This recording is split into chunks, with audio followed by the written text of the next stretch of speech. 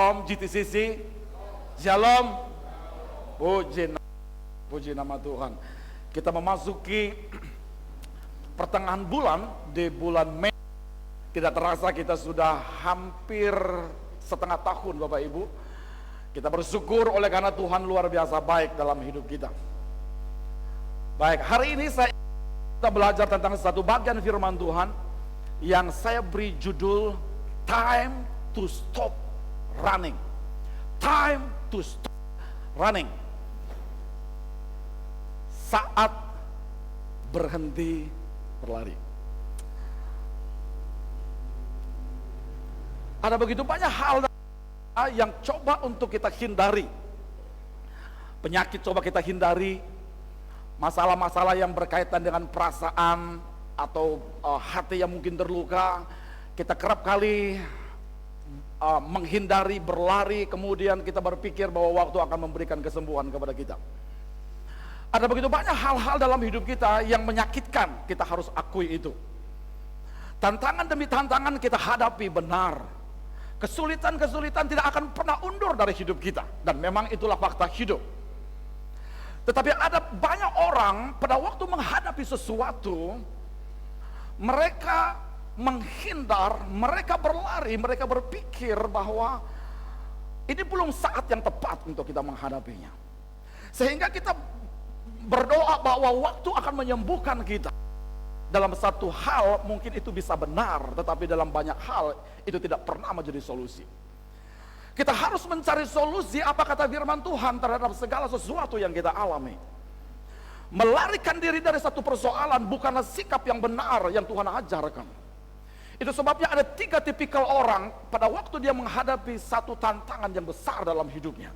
Yang pertama, ada sikap orang visioner. Pada waktu dia menghadapi tantangan, pada waktu dia menghadapi kesulitan, yang dia pikirkan adalah dia mencoba untuk mendudukkan persoalan itu dengan sudut pandang yang benar. Dia sadar, dia tahu bahwa persoalan akan terus ada, terus datang, mengetuk pintunya. Tetapi orang visioner adalah orang yang tidak mudah patah semangat. Dia selalu menempatkan dirinya pada posisi yang benar dengan berkata, meskipun ada persoalan, meskipun ada tantangan, orang yang memiliki sudut pandang yang visioner, dia selalu melihat sudut pandang yang baru, yang berbeda untuk dia menangani sebuah persoalan. Itu namanya orang yang visioner. Yang kedua adalah ada orang yang waspada. Ya benar, pada waktu dia ada sebuah persoalan begitu, dia mulai waspada. Jangan-jangan aku begini, jangan-jangan aku begitu. Jadi dia alert, lebih siaga gitu. Tetapi ada orang yang ketiga adalah orang yang terlena. Orang jenis ini adalah orang, kalau orang Jawa bilang wis luweh, gak mau tahu. Itu jenis yang paling berbahaya. Sehingga dia tidak pernah menjadi matang, tidak pernah menjadi berhikmat, karena dia selalu mengabaikan dan membiarkan hidupnya mengalir begitu saja tanpa dia tahu pelajaran apa yang Tuhan ketika Tuhan mengizinkan sebuah persoalan. Dia nggak pernah menjadi matang, nggak pernah menjadi bertekun, nggak pernah imannya berkembang, oleh karena dia tidak memiliki sudut pandang yang benar. Lena, dia biarkan hidupnya dikuasai oleh persoalan itu. Tetapi ini kita harus melihat apa kata firman Allah tentang kita harus menghadapi persoalan kita dan bukan membiarkannya atau apalagi lari menghindar. Itu sebabnya Bapak Ibu Saudaraku, kita harus stop to running. Kita harus berhenti berlari menghindari sesuatu dan kita harus dewasa menghadapinya. Kita harus siap seperti Daud pada waktu menghadapi Goliat. Semua orang Israel 40 hari mereka berhadap-hadapan dan mereka mulai berpikir untuk undur dan melarikan diri.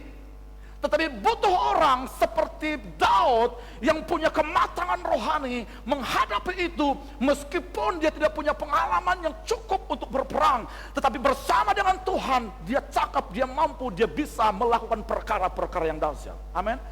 Itu yang Tuhan mau dari hidup kita. Bukan berlari dari satu sisi ke sisi yang lain, dari barat ke timur, utara ke selatan. Itu tidak pernah memberikan solusi apapun dalam hidup kita. Kita tidak pernah tahu apa yang benar-benar Tuhan mau, bagaimana Tuhan bisa bekerja dalam hidup kita. Mari kita melihat apa kata Alkitab secara praktis dan cepat. Mudah-mudahan saya bisa menyajikannya dalam 20 menit. Ada 5 alasan mengapa kita harus stop to running dan mulai menghadapi setiap masalah, persoalan, tantangan apapun dalam hidup kita. Next, mengapa kita harus berhenti berlari, berhenti menghindari, dan mulai menghadapi tantangan hidup kita? Yang pertama, perhatikan alasan pertama, karena kalau kita menghadapinya, itu membuat kita makin dewasa. Yang pertama, kita menghadapi setiap tantangan kita, kita harus face to face, kita harus siap untuk menaklukkannya, karena itu membuat kita makin dewasa. Perhatikan ayat ini baik. Yakobus pasal yang pertama, ayat yang kedua sampai ayat yang keempat. Saudara-saudaraku, anggaplah sebagai suatu kebahagiaan apabila kamu jatuh ke dalam berbagai-bagai pencobaan. Sebab kamu tahu bahwa ujian terhadap imanmu menghasilkan ketekunan. Dan biarlah ketekunan itu memperoleh buah yang matang, supaya kamu menjadi sempurna dan tak kekurangan suatu apapun. Ayat ini menunjukkan kepada kita bahwa Yakobus menasihati setiap orang Kristen pada abad pertama dan pada abad yang ke-21 ini. Cara kita menghadapi persoalan kita, dia berkata kita harus menganggap setiap ujian suatu kebahagiaan. Ini sesuatu yang tidak mudah untuk kita. Logika kita selalu berkata, gak enak kalau kita menghadapi persoalan. Dikecewakan itu sakit. Dan kita juga memahami secara naluri kita bahwa kalau kita tertekan, perasaan kita akan menjadi hancur. Tetapi Alkitab berkata sebaliknya kepada kita, percayalah kamu, anggaplah sebagai satu kebahagiaan jika jatuh ke dalam berbagai-bagai cobaan.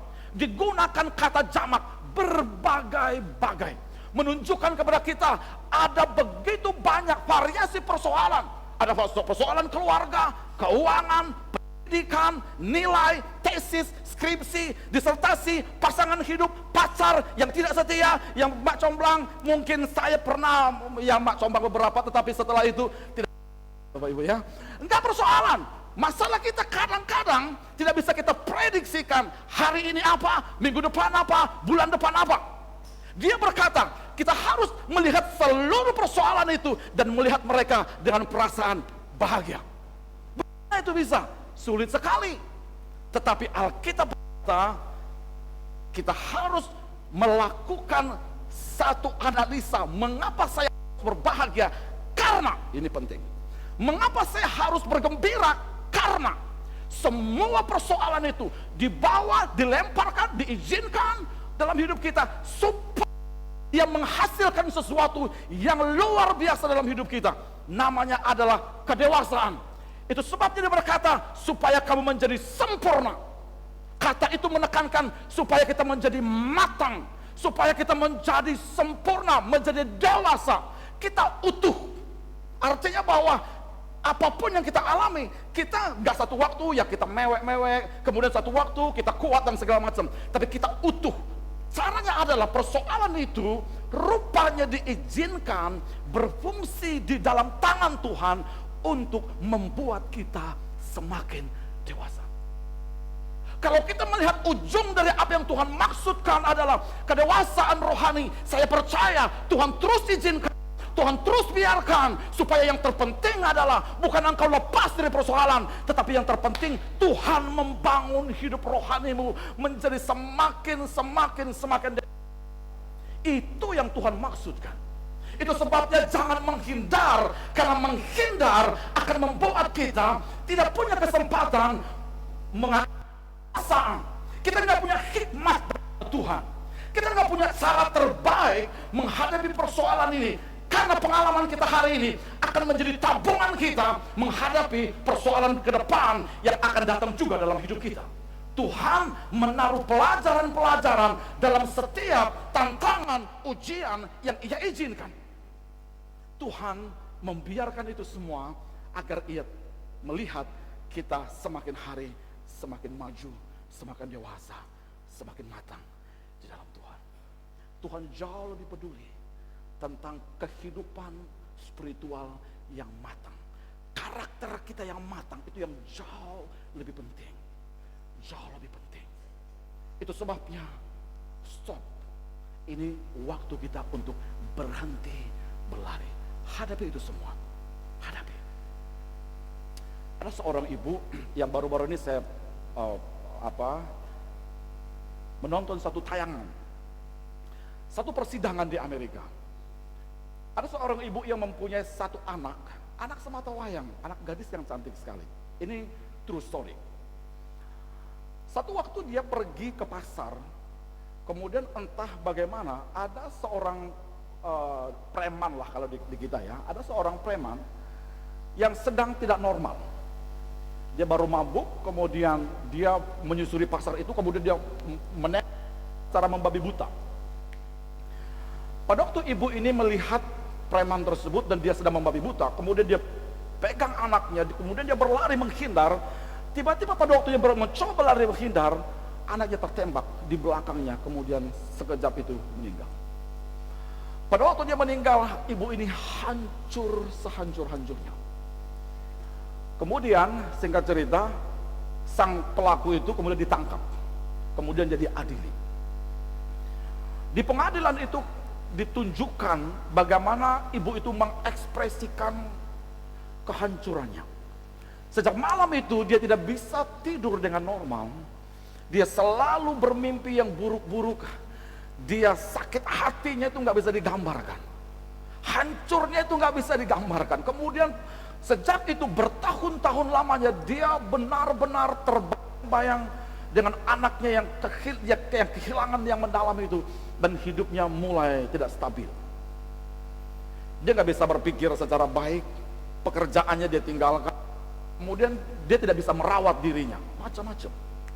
Kemudian di persidangan itu ada seseorang yang memberikan nasihat kepada ibu itu. Simpel tetapi tidak mudah untuk diterima, dan ini kebanyakan kita. Dia berkata begini, ibu, mungkin nasihat ini tidak baik untuk didengar sekarang, tetapi nasihat ini satu waktu pasti memberikan kesembuhan. Dia berkata begini, saya memahami bahwa bagaimana luka hati yang terjadi, perasaan terluka, kekecewaan, kemarahan, sakit yang luar biasa itu ibu alami, ibu bawa bertahun-tahun, saya tahu itu. Tetapi keputusan terbaik adalah melepaskan kemarahan, melepaskan pengampunan. Bukan berarti biarkan orang itu memperoleh keuntungan, tapi memilih untuk tidak marah, melepaskan segala sakit hati di sini, justru menyelamatkan hidup ibu. Ya itu kita semua nggak bisa, satu waktu nggak bisa terima yang seperti itu. Itu nggak mudah untuk kita praktekkan. Tapi pada waktu ibu itu mendengar itu, dia belum siap benar. Satu waktu, ini ibu ini singkat cerita dia sudah meninggalkan gereja, tidak mau lagi ikut persekutuan dan segala macam karena luka. Satu waktu, di pagi hari dia datang ke sebuah gereja. Pada waktu dia datang ke sebuah gereja, kebetulan pendeta itu berbicara mengenai mengapa penting mengampuni. Kemudian setelah ibu itu mendengarkan firman Tuhan, dia datang ke depan dan dia meminta gembalanya, pendetanya untuk mendoakan dia, memberkati dia. Dan yang luar biasa, kesaksian itu berkata, pada waktu dia melepaskan pengampunannya, pada waktu dia melepaskan rasa sakit yang hampir tidak bisa dibayangkan, mencengkram hati dan jiwanya, seolah-olah semua beban itu diangkat. Kemudian setelah dia angkat, seperti ada sesuatu yang keluar dari dalam hidupnya, beban yang begitu besar yang dilemparkan keluar. Pada waktu dia melihat, mengatakan dengan mulut dan bibirnya, aku mengampuni dia, aku melepaskan perasaan sakit hatiku, dan aku sekarang menerima dia. Pada waktu itu dia mengalami kemerdekaan. Tidak lama keesok harinya dia pergi ke penjara, kemudian dia bertanya kepada sipir penjara. Dia bertanya tentang nama orang ini, kemudian sipir penjara berkata, oh orang ini ada di kelas yang paling pengawasannya paling ketat. Apakah ibu benar-benar siap untuk bertemu dengan dia? Ya, saya siap bertemu. Pada waktu dia pergi, dia bertemu, pada waktu dia melihat pembunuh itu, secara manusiawi dia sebenarnya belum siap. Dia masih meninggalkan kemarahannya, tetapi dia memberanikan diri untuk melangkah. Dan dia berkata kepada pembunuh itu, akulah ibu dari anak itu, dan sekarang aku memilih untuk mengampuni engkau. Dia merangkul pembunuh itu, dan pada akhirnya hidupnya menjadi inspirasi. Dia lepas, dia bebas, dia menjadi seorang ibu yang merdeka terhadap tantangannya. Ini adalah hal-hal yang tidak mudah untuk kita lewati. Mudah untuk dikatakan, tetapi tidak pernah mudah untuk kita praktekkan. Tetapi mau hidup kita mengalami damai sejahtera, mengalami ketenangan, mengalami berkat Tuhan, mengalami lawatan Tuhan, supaya hidup kita lebih maju, lebih dipakai oleh Tuhan, lebih menginspirasi, lebih berdampak bagi dunia ini. Tidak ada cara lain. Yesus berkata, jikalau ada orang yang menampar pipi kirimu, beri juga pipi kananmu. Tidak mudah memang, tetapi itulah cara kita menunjukkan kepada dunia yang telah jatuh ini. Seorang murid Kristus, mereka harus terus bertumbuh di tengah-tengah persoalan, tantangan yang berat. Mereka tidak pernah mengatakan kepada Tuhan, Tuhan, aku stop sampai di sini. Aku gak mau lagi mengikuti Engkau. Baliknya, kita tahu persoalan akan terus ada, namun kita memilih untuk bertumbuh, dan terus bertumbuh. Karena itulah panggilan Tuhan. Kita semakin matang, semakin dewasa, serupa seperti Kristus. Kalau kita sukar, kalau kita sulit, kita kepada Yesus bahwa segala kesukaran dunia telah dia alami dalam hidupnya, dan dia berkemenangan. Dan kemenangan Kristus adalah kemenangan yang ia distribusikan kepada kita. Ia mampukan kita, rohnya bekerja di dalam kita, sehingga apa yang tidak mungkin untuk kita lakukan, dengan kekuatan Allah, dia memberikan kita kekuatan dan kemungkinan yang baru. Jadi kita harus menghadapi persoalan kita, tantangan kita, karena mereka semua akan menolong kita bertumbuh makin dewasa. Yang kedua, alasan kedua, mengapa kita harus berhenti berlari dan kita harus menghadapinya. Karena itu membuat kita lebih kuat. Tantangan yang kita hadapi, kita terus hadapi, mereka semua akan membuat kita menjadi lebih kuat. Lebih kuat. Nah, saudaraku yang terkasih, perhatikan ayat ini baik. Korintus pasal 4 bilang begini, sebab itu kami tidak tawar hati, tetapi meskipun manusia lahiriah kami semakin merosot. Nah, perhatikan baik, meskipun manusia mereka semakin merosot, semakin lemah, ya, namun manusia baktinya kami diperbaharui dari sehari ke sehari. Ini luar biasa loh. Tubuh kita, hati kita mungkin mengalami kemerosotan oleh karena ada satu persoalan. Tetapi yang luar biasa adalah kehidupan batinnya kita diperbaharui. Efeknya adalah meski tubuh kita seperti Paulus kemudian dia dicambuk, kemudian dia dibuang ke penjara, terkatung-katung berhari-hari. Dia berkata, memang itu semua merusak tubuh saya mungkin, yes. Tetapi itu tidak pernah menggagalkan pertumbuhan rohani saya. Kehidupan batinnya diperbaharui, di-renewal oleh Tuhan, diperbaharui oleh Tuhan. Dan pembaharuan itu terjadi sehari lepas sehari. Sebab penderitaan ringan yang sekarang ini mengerjakan bagi kami kemuliaan kekal yang melebihi segala-galanya, jauh lebih besar daripada penderitaan kami. Perhatikan ayat yang ke-17 itu. penderitaan ringan sekarang ini. Siapa yang bisa mengatakan bahwa terjun di tengah lautan berhari-hari itu penderitaan ringan? Oh, nggak bisa. Kita kalau naik pesawat aja, bung, begini, ada turbulensi sedikit, kita langsung mikirnya apa? Aduh, Tuhan, kayaknya sudah mau mati saya ini, kan begitu. Ya toh? Tapi Paulus bilang, 3 hari terkatung-katung tanpa ada pengharapan. Dia berkata begini, itu penderitaan ringan, penderitaan kecil. Didera 39 kali, mestinya 40 kali, tetapi supaya jangan kelebihan dibuatlah 39.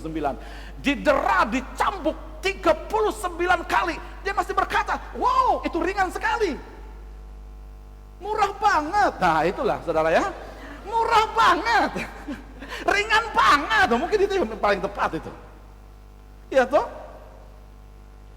Kemudian di satu kota dia dirajam dengan batu, kemudian murid-muridnya berkata dia sudah mati. Dia berkata, kok itu ringan sekali? Dia tidak memiliki makanan yang cukup, ya bulanannya nggak pasti seperti kita, dan dia berkata, ringan sekali. Mengapa anak Tuhan ini berkata semua itu ringan sekali?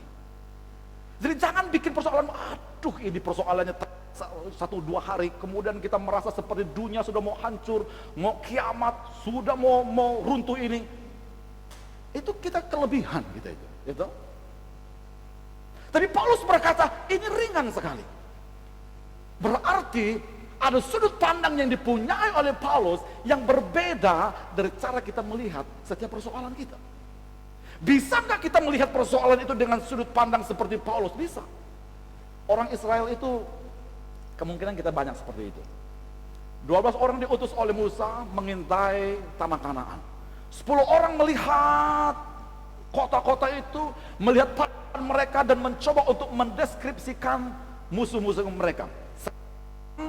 40 hari mereka memberikan laporan kepada Musa. Diizinkan kelompok yang pertama 10 orang, suara mayoritas. Tahu mereka berkata apa? Mereka berkata bahwa Musa, kita jangan pergi ke Kanaan. Mereka mencoba untuk menggagalkan rencana Tuhan bagi orang Israel pergi ke Kanaan. Mereka berkata, ini pemimpin-pemimpin, ini bukan rakyat biasa. Pemimpin-pemimpin yang punya kematangan, punya reputasi, punya kemampuan berperang. Dan mereka mencoba mendeskripsikan persoalannya. Dan ini kemungkinan besar cara kita juga mendeskripsikan persoalan kita. Mereka jangan pergi ke Kanaan. Kanaan itu banyak orang-orang yang tinggi, yang besar, dan mereka adalah orang-orang yang memakan orang. Persis seperti legenda yang terjadi di daratan Kalimantan, bukan? Orang makan orang. Okay?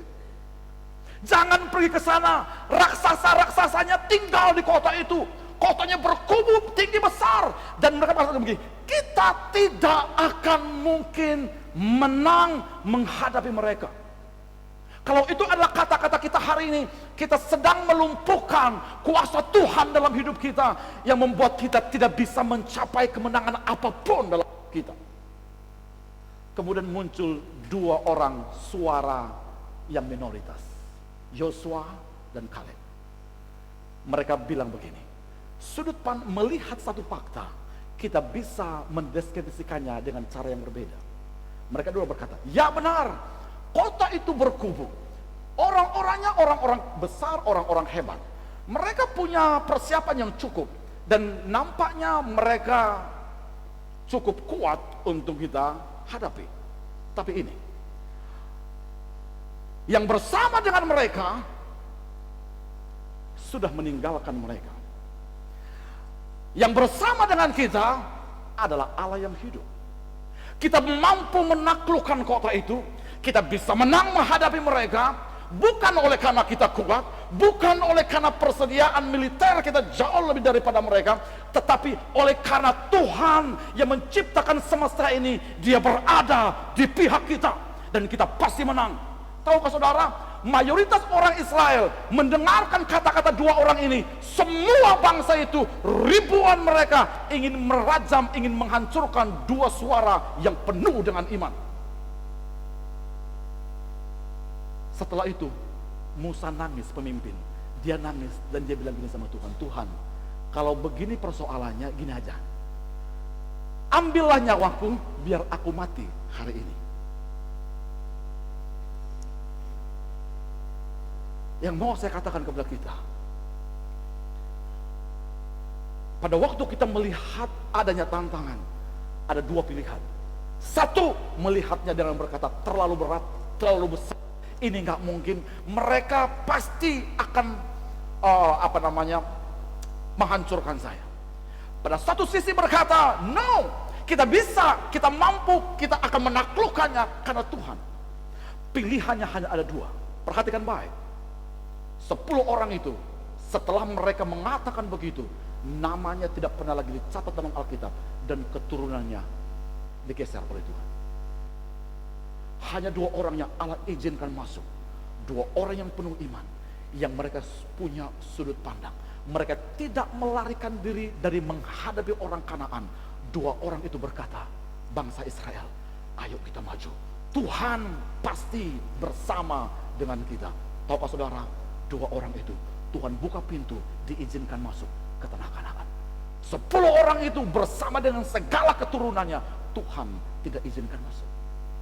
Betapa penting orang Kristen, orang percaya menghadapi persoalan, karena itu menyelamatkan keturunan kita. Pada waktu kita menghadapi persoalan kita hari ini, persoalan keluarga kita, keuangan kita, studi kita, apapun, kita menghadapinya karena kita akan membantu menyelamatkan keturunan kita. Itu sangat penting. Ada orang yang berdiri mengatakan, Tuhan, aku mau menghadapinya, aku pasti bisa kalau Tuhan bersama dengan aku. Jadi mengapa kita stop to running, berhenti menghindar dan berlari dari menghadapi persoalan? Karena kita tahu bahwa menghadapi itu menolong kita, membuat kita makin kuat. Kita akan makin kuat, bukan tambah lemah. Paulus berkata ini ringan. Itu sebabnya dia tidak pernah undur meskipun pelayanannya sukar, karena dia tahu di dalam setiap tantangan Tuhan menguatkan otot-otot rohaninya, diperbaharui dari hari ke hari. Itu yang kedua. Yang ketiga, mengapa kita time to stop running, kita berhenti berlari dan harus menghadapinya? 3, karena itu membuat kita belajar mengembangkan iman. Belajar mengembangkan iman. Iman kita, ya, iman kita itu bagaikan otot yang kita punya ini. Dia tidak akan pernah terus mengalami peningkatan, kemajuan dan kekuatan kalau kita tidak sering menggunakannya. Dan Yesus dalam teks ini, perhatikan next. Yesus dalam teks ini menunjukkan mengapa dia menggunakan berbagai ujian untuk menguatkan atau mengembangkan iman kita. Lanjut, Yohanes pasal 4. Ini peristiwa di mana Lazarus mati, kemudian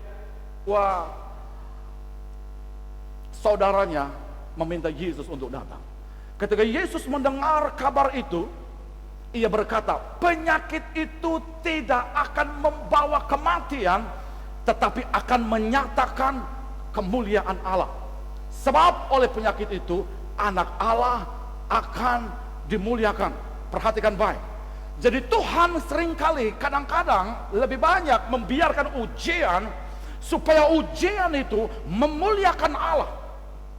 Kalau itu yang Tuhan lihat dari setiap ujian, maka Tuhan akan terus membiarkan setiap ujian itu memunculkan kemuliaan bagi nama Tuhan. Ayat yang kelima, Yesus memang mengasihi Marta dan kakaknya dan Lazarus. Pada waktu kita menghadapi, jangan lekas-lekas berkata, Tuhan tidak memperhatikan saya, Tuhan tidak sayang saya, Tuhan tidak mengasihi saya. Ayat itu berkata, memang Yesus membiarkan Lazarus mati, tetapi Yesus juga menunjukkan bahwa dia mengasihi. Bukan berarti Tuhan mengutuk kita, Tuhan menghakimi kita, tetapi Tuhan mengasihi kita dengan cara yang berbeda dari apa yang sering kita mau alami.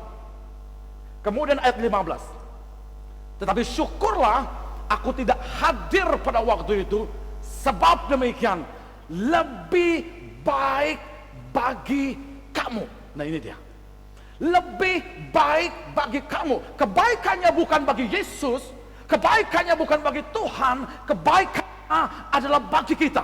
Apa kebaikannya? Supaya kamu belajar percaya.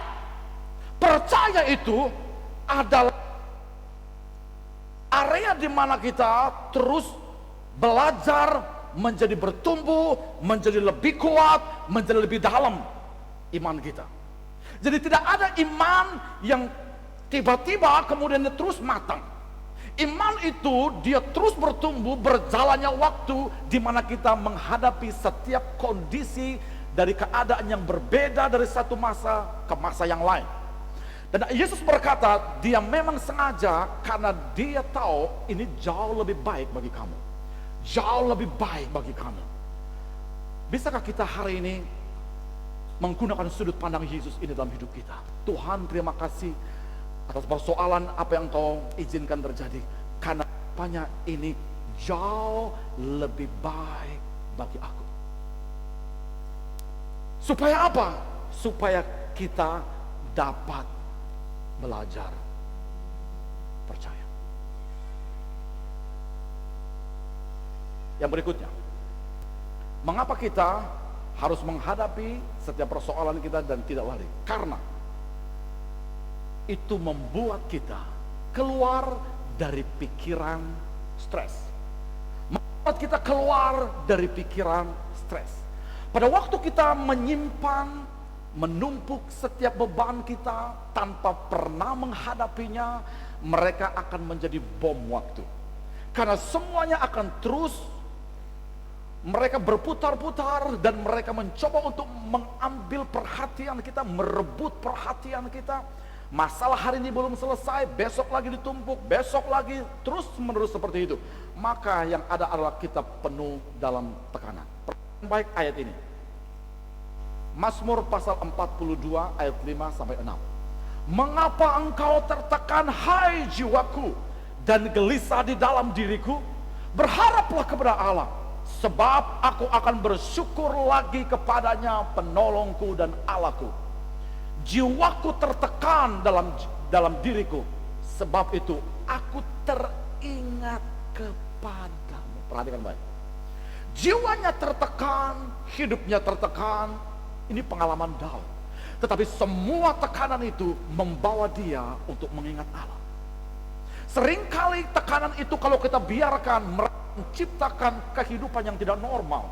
Pikiran kita tidak akan pernah tenang. Hati kita tidak akan pernah mengalami damai sejahtera. Karena setiap persoalan membawa di dalam dirinya tekanan yang mencoba menghancurkan kita, membuat kita tidak bisa berpikir dengan positif.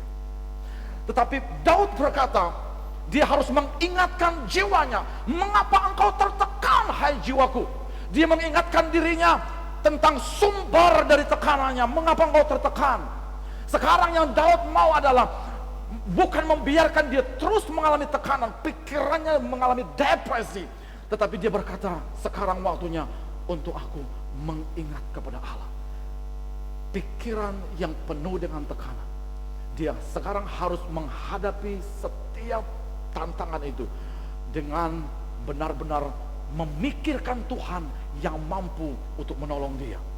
Karena setiap dia menyelesaikan satu persoalan, itu membuat pikiran, hati, dan jiwanya lepas dari depresi. Yang berikutnya, yang terakhir, mengapa kita harus stop to running dan mulai menghadapinya? Karena itu membuat kita berpengalaman dengan Tuhan. Itu membuat kita berpengalaman dengan Tuhan. Ayat ini perhatikan baik.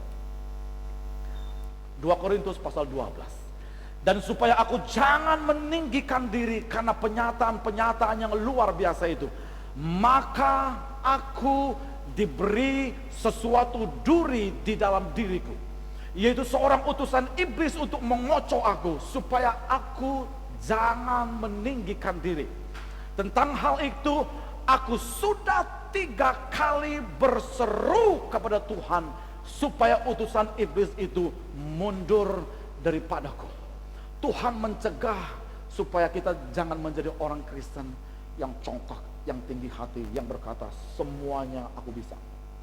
Tuhan mengizinkan hal-hal tertentu supaya kita lebih menyadari bahwa kita lemah, bahwa kita tidak bisa menyelesaikan semuanya kalau kita lepas daripada Tuhan.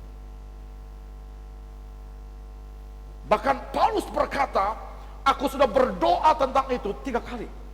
Kenapa dia perlu menunjukkan berdoanya 3 kali? Dia ingin menyatakan bahwa ini hal serius, ini hal yang benar-benar urgent. Dia sudah terganggu, dia sudah mengalami ini dan dia nggak nyaman.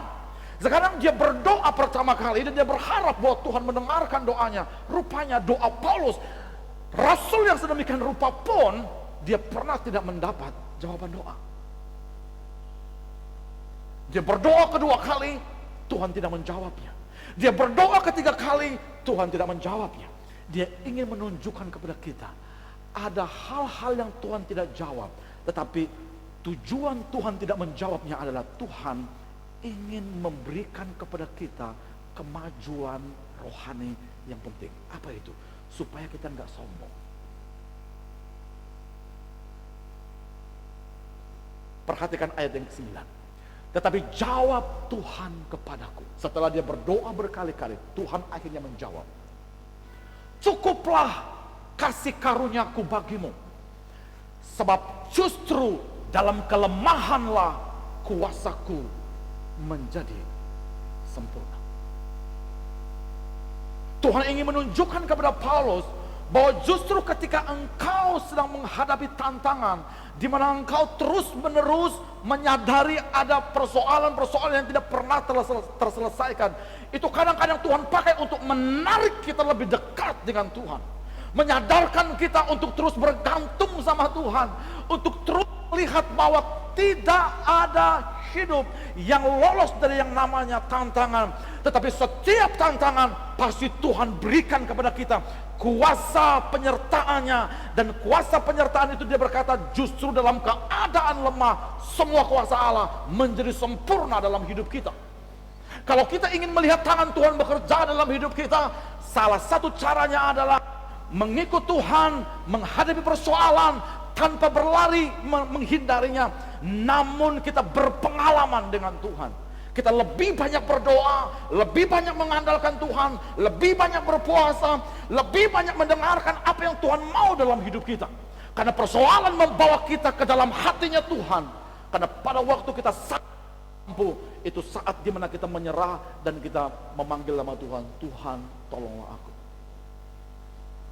Di dalam setiap kesukaran kita, Alkitab berkata, kuasa Allah menjadi sempurna.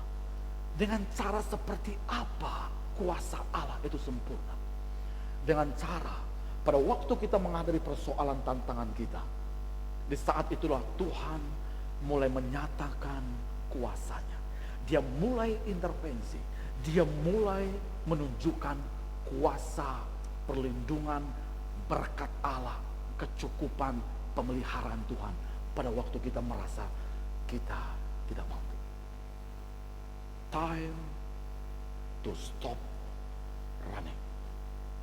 Saat yang paling tepat untuk kita berhenti berlari, menghindarnya.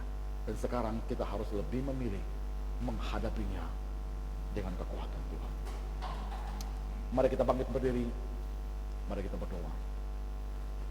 Saya undang sebuah pemain musik maju ke depan dan WL singer juga maju ke depan.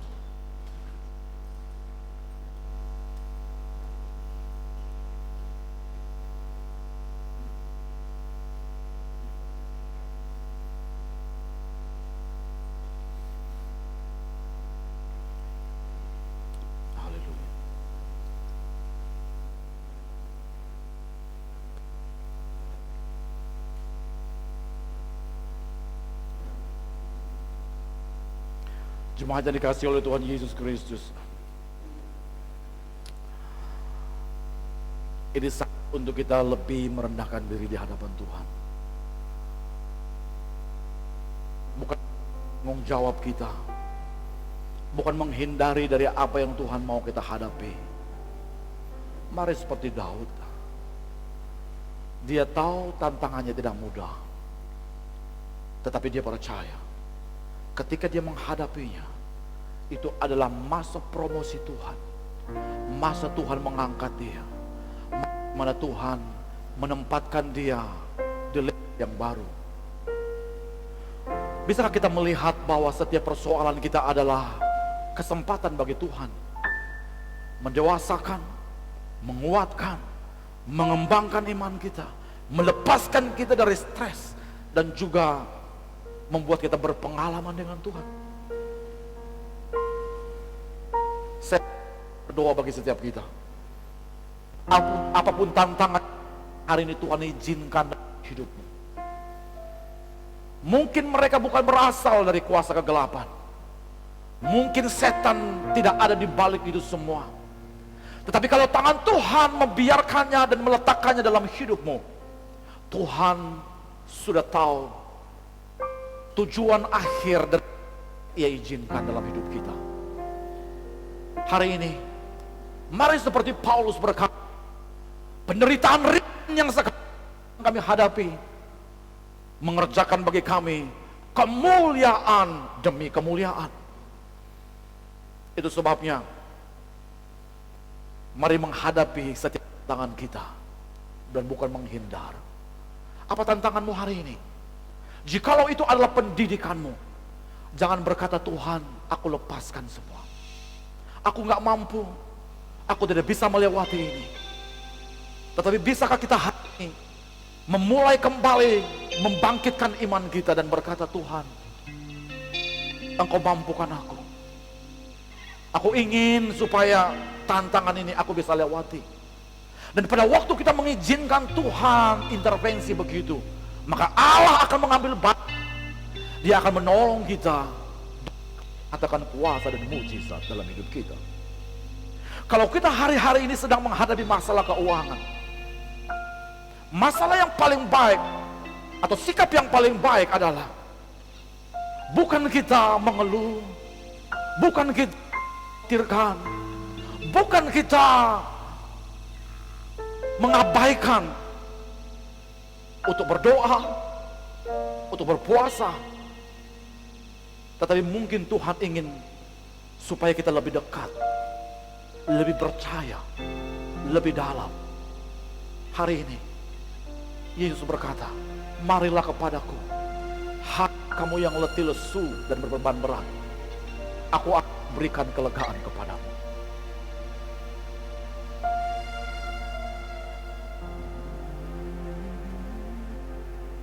Mari kita angkat. Dan setelah rindu berdoa bagi Bapak Ibu Saudara-saudara yang rindu hari ini engkau mengangkat daripada Tuhan atas apapun yang engkau hadapi. Biarlah kiranya pujian ini menghangat iman dan hatimu untuk berkata kepada Dia, ku tak akan pernah menyerah apapun juga.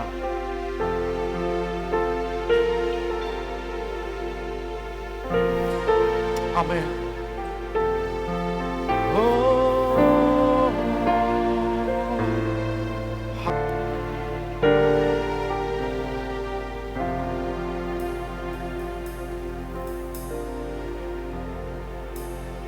katakan sama-sama. Dalam segala perkara Tuhan punya rencana yang lebih besar, yang lebih besar dari semua yang terpikirkan.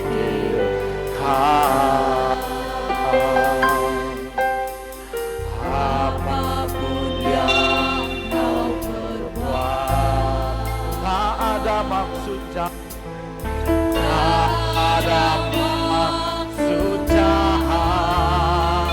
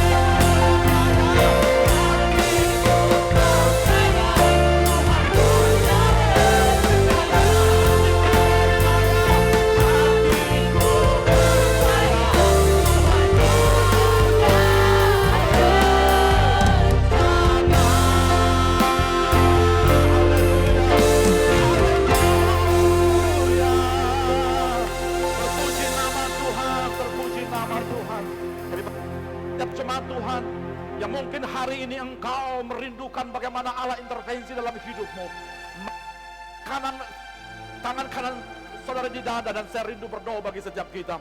Bapa, dalam nama Yesus Tuhan, hari ini setelah kami mendengar Allah, setelah Tuhan mengajarkan kami semua, hari ini kami siap menghadapi tantangan apapun yang mungkin Tuhan izinkan terjadi dalam hidup kami.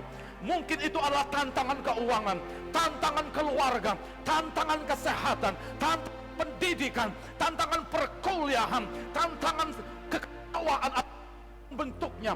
Hari ini di dalam nama Yesus, apapun namanya, ada nama terbesar yang bisa kami andalkan, yaitu nama Yesus di atas segala nama. Kami berdoa di dalam nama Yesus kami bisa menghadapinya. Kami akan tambah dewasa, kami akan mengembangkan iman kami akan terus mengalami pekerjaan Tuhan yang dahsyat dalam hidup kami. Terpuji namamu, terpuji namamu. Biarlah setiap persoalan itu memuliakan nama Tuhan, meninggikan nama, hingga setiap kami berkata, Tuhan terima kasih, Engkau baik. Semua persoalan itu ringan akhirnya, karena Engkau Yesus bersama dengan kami. Tuhan menyertai. Kalau Allah di pihak kami, siapakah lawan kami?